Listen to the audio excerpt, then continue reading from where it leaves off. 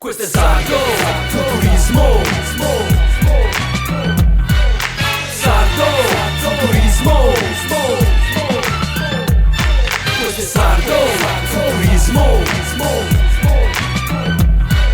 Sardo Futurismo.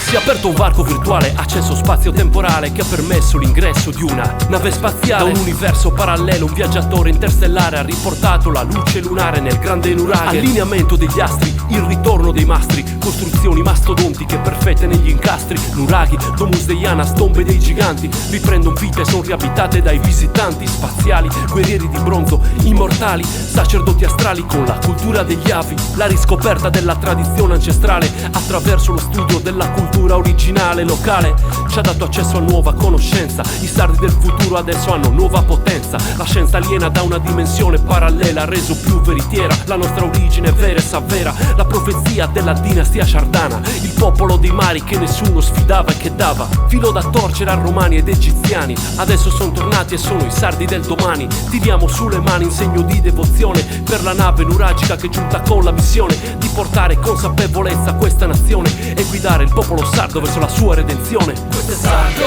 Futurismo. Sono tornati nuragici attratti dal magnetismo. Sardo Futurismo. Questo è il ritorno al futuro e il vero indipendentismo. Questo è Sardo Futurismo.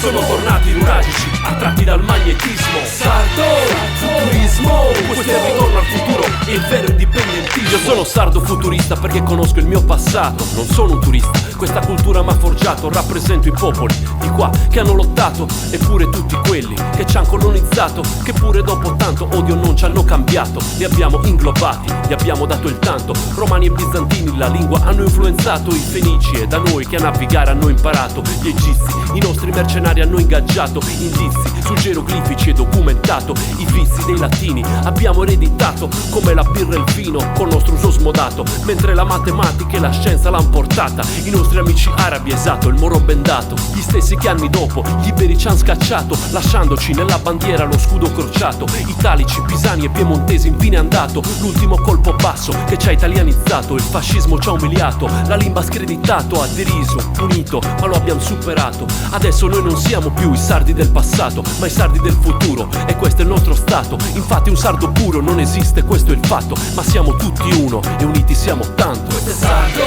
Futurismo. Sono tornati nuragici attratti dal magnetismo. Sardo Futurismo. Questo è il ritorno al futuro e il vero indipendentismo. Questo è Sardo Futurismo. Sono tornati nuragici attratti dal magnetismo. Sardo Futurismo. Questo è il ritorno al futuro e il vero indipendentismo.